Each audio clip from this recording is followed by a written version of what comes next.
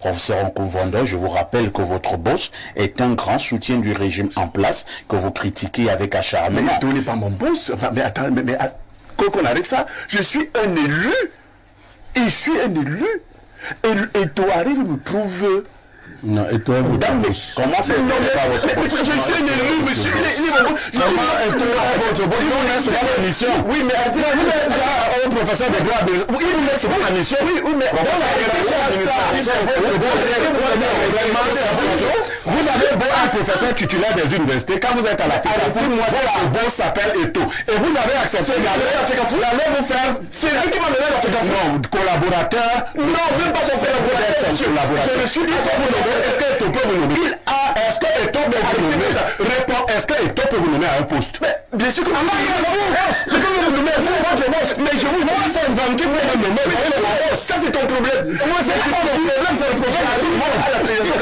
En tant qu'élu, oui, du peuple de la FECAFOU, élu ou pas. Et toi, lever les gens qui étaient élus. La preuve, c'est que moi, mon boss, je serais un soutien de Paul Biya aujourd'hui. Mais je dis, sur ce plan, il a ses soutiens. Il soutient, qui veut, et je garde ma liberté. Alors, arrêtez-moi ça. Nous allons...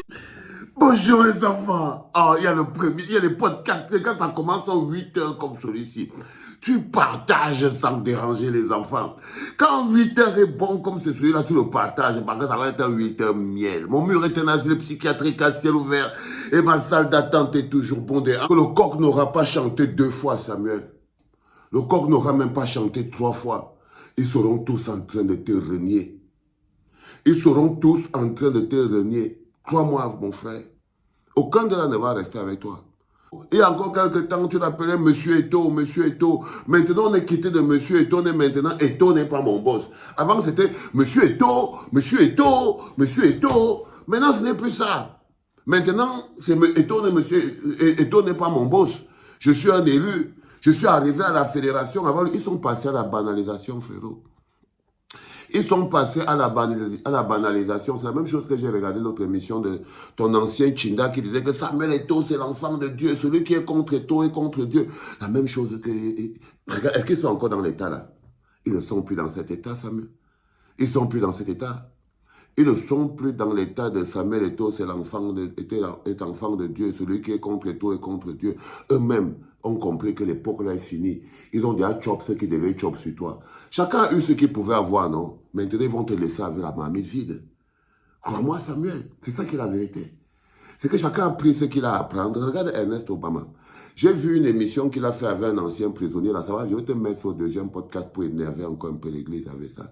J'ai vu l'émission qu'il a fait là devant. Même pas capable. Il était même plus capable. C'est lui qui avait sorti la phrase de Samuel Eto, c'est l'enfant de Dieu, celui qui est contre Eto et contre Dieu.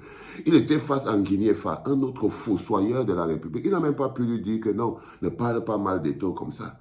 Ils ne sont plus avec toi, frère. Ils ne sont plus avec toi, ça s'appelle les rats quittent le navire. Tu vois ce qui est en train d'arriver là? Ça s'appelle les rats quittent le navire. Voici un bonhomme, je me rappelle encore, à chaque fois qu'il arrive quelque part, il a la mission, Monsieur Eto a dit, on n'en avait jamais dit Eto. Il disait toujours Monsieur Eto. Monsieur Eto, c'est chez eux là que j'ai appris qu'on mettait même Monsieur devant ton nom, moi là. Moi, je ne savais même pas que ton nom là, Eto, là, on met Monsieur sur ça. Je n'avais jamais su qu'on mettait Monsieur sur Eto là. Parce que quand tu entends même Monsieur Eto, ça dose pas. Ça dose pas, on t'appelle le Pichichi, le Ngambé, le Grand Neuf, hein, l'envoyé de Dieu sur terre. On peut même t'appeler le docteur Dadis Camara, mais Monsieur Eto, ça fait quand même un peu lourd. Mais là, je voulais te dire que tu vois, en ce moment précis, ces bonhommes que tu vois avec les yeux, ils ont commencé à quitter le navire. Et tu sais de quoi je parle. En ce moment, autour de toi, tu vois très bien que les gars commencent à partir doucement, doucement. Et entre-temps, tu es toujours dans le bruit. Parce qu'apparemment, tu ne peux plus sortir du bruit. Malheureusement, tu ne peux plus sortir du bruit. Et ils ne veulent plus continuer avec toi. Détrompe-toi. Les Nkouvondosa sont prêts à te sacrifier au premier couloir. Au premier couloir. Autant qu'ils sont.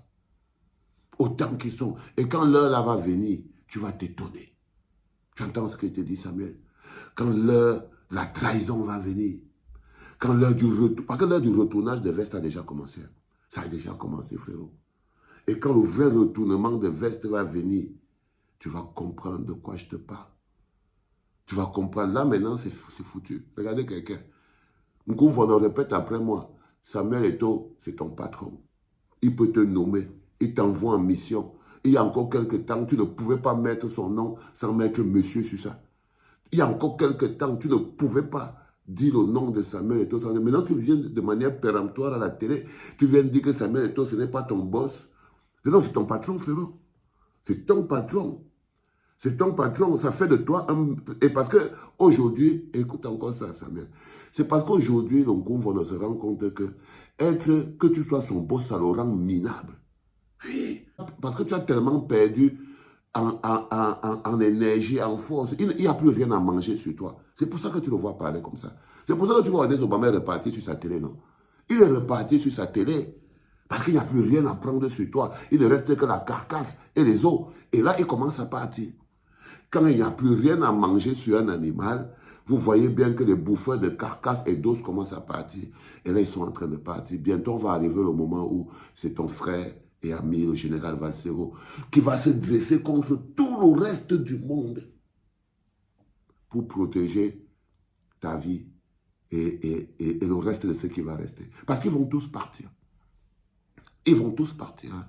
Les Ngouvono, les Ernest Obama, ils sont là, ils ne parlent même plus. On ne les voit même plus. Aujourd'hui, tu n'es protégé que par des faux profils sur Internet. Aujourd'hui, tu n'es que protégé que par des... que tu es protégé par toi-même. Toi-même, tu as fabriqué tes faux profils, tu as ça sur Internet. Ils sont là en train de casser aux gens les oreilles et pourrir l'air que les gens respirent. Tu vois ce que je veux dire, frérot?